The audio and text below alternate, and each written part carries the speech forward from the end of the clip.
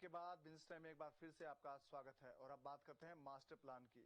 जयपुर के master plan के स्तर पर सरकार की ओर से कमी की बात करते हुए मंगलम समूह के एन.के. गुप्ता का कहना है कि लैंड यूज के अनुसार काम करने के लिए 2 साल से ज्यादा का समय नहीं दिया जाना चाहिए। मेरा ये मानना है कि कहीं न कहीं राज्य सरकार के लेवल पे कोई कमी रही है जयपुर के विकास के ऊपर।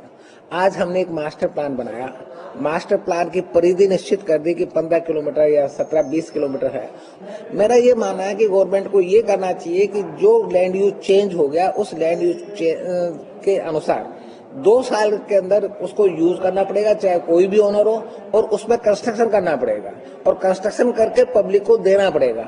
इससे क्या होगा कि मार्केट की सप्लाई बढ़ेगी, लोगों को सस्ती दरों के ऊपर आवास मिलेंगे, इंफ्रास्ट्रक्चर की कॉस्ट कम आएगी, डेवलपमेंट पे मास्टर प्लान के ऊपर ज्यादा टाइम देवें और हर शहर का मास्टर प्लान बने और उस मास्टर प्लान की अक्षरते पालना हो। बात करें उम्मीदों की तो मंगलम समूह के एन.के. गुप्ता का मानना है कि मकान एक बुनियादी जरूरत है और इस पर कम से कम टैक्स होना चाहिए। बड़ा मकान एक आधारभूत आवश्यकता है, तो मकान से सरकार को कम से कम टैक्स लेने चाहिए। तो जितने भी टैक्स है हाउसिंग के ऊपर वो मिनिमाइज किए जाए, प्रोसीजर को बड़ा स्ट्रीमलाइन किया जाए, जिसमें डिले जैसे सैंक्शंस में होती है, नक्शे पास करने में होती है, या सरकारी तंत्र में जहां जहां डिले है उसको कम किया जाए और इसको एक स्ट्रीमलाइन पे लिया जाए।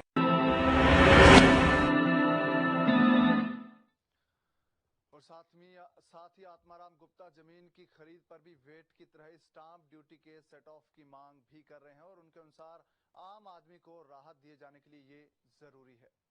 स्टैम्प ड्यूटी के अंदर सबसे पहला होना चाहिए कि जैसे वेट के अंदर सेट ऑफ होता है कि जब जमीन खरीदते हैं, जमीन खरीद के उसके ऊपर मकान का निर्माण हम करेंगे और फ्लैट्स बेचेंगे। अल्टीमेटली फ्लैट खरीदने वाला आम आदमी है, तो जो जमीन के ऊपर स्टैम्प ड्यूटी दे दी गई है उस स्टैम्प ड्यूटी का सेट ऑफ हमें मिलना चाहिए कि आज मैंने मान लीजिए 5% स्टैम्प ड्यूटी 10 करोड़ की जमीन खरीदी, उस पर 50 लाख रुपए स्टैम्प ड्यूटी दे दी है।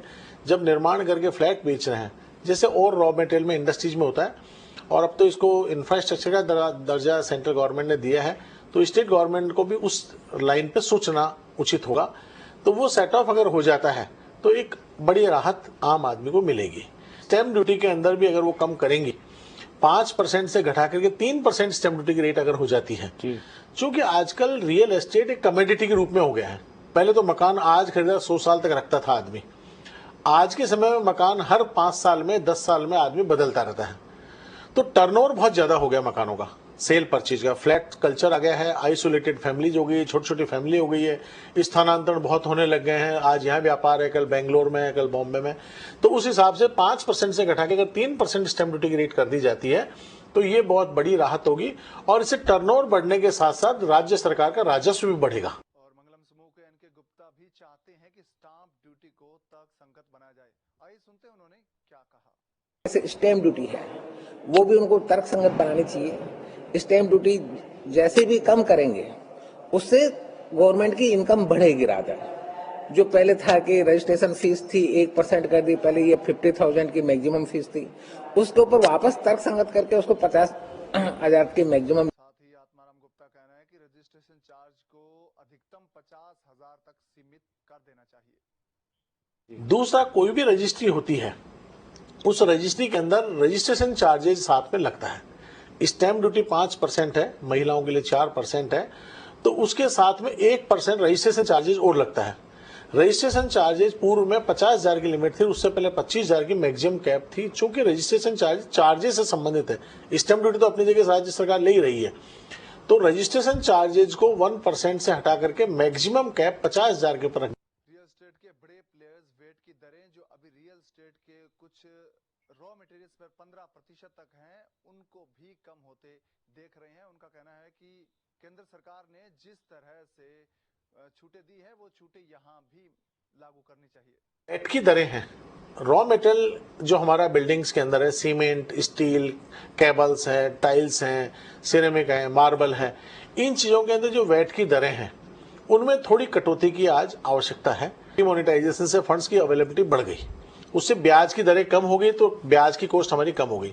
अब मुद्दा आता है स्टेट गवर्नमेंट, तो स्टेट गवर्नमेंट कम कर सकती है स्टैंप ड्यूटी के अंदर कम करके, वैट की दरों को कम करके। तो वैट की दरें अगर कम हो जाएगी थोड़ी सी, जैसे आज कई चीजों में 15% तक है, लकड़ी है, कुछ सैनिटरी आइटम्स हैं, सारी चीजों में 15, तो वो घटा करके 5% की अगर रेंज में आती है चीजें, तो ये बहुत बड़ी राहत आम आदमी जो मध्यम दर्जे का, देखिए अफोर्डेबल हाउसिंग एक मुद्दा है गरीब तबके के लिए जी। माननीय प्रधानमंत्री जी ने अभी विशेष जोर दिया मध्यम दर्जे के लिए, जो 18 लाख तक की सालाना आय है उन लोगों को मध्यम दर्जे के लिए भी राहत दी है और उसमें भी ब्याज के साथ छूट दी है उन्होंने, तो वो छूटें यहाँ भी लागू की जाए। एआरजी समूह के चेयरमैन का कहना है कि अगर इस संकट के समय में ये सारी राहतें रियल एस्टेट को मिल जाएं तो इससे भारत के सर्वाधिक रोजगार देने वाले सेक्टर का जीडीपी में योगदान 7% से बढ़कर 15% तक पहुंच सकता है। क्या समय है, संकट भरा समय है ये। रियल एस्टेट आज खरीदना भी मुश्किल हो रहा है, बेचना भी मुश्किल हो रहा है, और ऐसे में राज्य सरकारों राजस्व की हानि बहुत बड़ी हो रही है। तो थोड़ी राहत अगर देंगे इसको गति देने के लिए, तो राहत से कुल मिलाकर राज्य सरकार का राजस्व बढ़ेगा, काम बढ़ेगा, रोजगार बढ़ेगा। इसको एक दृष्टिकोण से नहीं देखा जा सकता कि इससे राज्य सरकार को साहब रेवेन्यू कम होगी, लेकिन इससे रोजगार बहुत बढ़ता है। सबसे बड़ा रोजगार प्रदाता अगर कोई सेक्टर है तो रियल एस्टेट सेक्टर है हिंदुस्तान के अंदर, और जीडीपी में इसका बहुत बड़ी हिस्सेदारी जो आज 7-8% है, वो बढ़कर के अगर मैं समझता हूं कि ये थोड़ी सब राहतें मिलती लगेगी तो ये 15% से 20% के आसपास जीडीपी में कंट्रीब्यूशन हो सकता है। एक तरफ रियल एस्टेट के कारोबारी राज्य सरकार से उम्मीदों की इतनी लंबी सूची गिना रहे हैं, तो क्रेडाई राजस्थान के अध्यक्ष अनुराग शर्मा को लगता है कि उन्हें पहले ही बहुत कुछ मिल चुका है और अब बस उनके मध्यम वर्ग को लेकर एक छोटी सी उम्मीद और है। तो आइए सुनते हैं उन्होंने क्या कहा है। बहुत ज्यादा अब डिमांड करने की उसमें नहीं, क्योंकि मुख्यमंत्री जी ने ऑलरेडी बहुत सारी चीजें इस सेक्टर को दे रखी है। बहुत कुछ चीजें हैं छोटी मोटी जो हमने जिसकी तरफ राज्य सरकार का ध्यान इंगित कराया है, जैसे जो ईडब्ल्यूएस और एलआईजी को स्टैंप ड्यूटी के अंदर छूट दे दी गई है, परंतु एमआईजी सेक्टर जो है, जो 50 लाख तक का मकान खरीदते हैं, वो अभी इस लाभ से, इस छूट से कहीं ना कहीं वंचित है। तो हमने आग्रह सरकार से ये किया है कि जो 50 लाख तक के फ्लैट है उनके अंदर, या 50 लाख तक के मकान है उनके अंदर स्टैंप ड्यूटी को 3% कर दिया। आइए अब जानते हैं कि प्रदेश में चल रही मुख्यमंत्री आवास योजना के बारे में क्या सोचते हैं राज्य के जाने माने बिल्डर्स। सब हम प्रदेश सरकार से अपेक्षा करते हैं कि जिस तरह से हमारे प्रधानमंत्री का जो विजन है और उसको वित्त मंत्री ने अपने बजट में काफी खूबसूरती से अमलीजामा बनाने की कोशिश करी है, खासतौर से हमारे हाउसिंग सेक्टर को, तो इसी तरह की अपेक्षा हमारी राज्य सरकार से भी रहेगी कि उसी विजन और उसी इच्छा शक्ति को आगे बढ़ाते हुए हमारे हाउसिंग सेक्टर में जो एक मुख्यमंत्री आवास योजना का काफी समय से इंतजार है उसको तुरंत लागू किया जाए। काफी असमंजस की स्थिति बनी हुई है उसके अंदर, वो भी लागू नहीं हो पाई है पूर्ण तरह से, तो अगर उसमें क्लियरिटी आ जाए और प्रधानमंत्री आवास योजना में जो फायदे पहुंचाए गए हैं, दूसरा जो अफोर्डेबल को प्रधानमंत्री योजना के साथ जोड़ा जाए।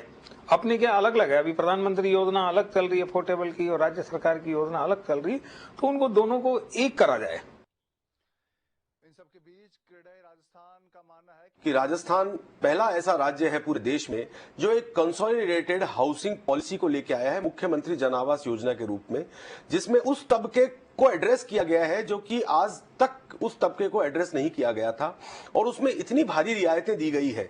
जैसे देश में किसी भी स्टेट के अंदर ये प्रोविजन नहीं है कि ईडब्ल्यूएस एलआईजी के लिए स्टैंप ड्यूटी के अंदर लगभग छूट सी स्थिति है, 100 रुपए और 50 रुपए के अंदर आप उसका रजिस्ट्रेशन करा सकते हैं।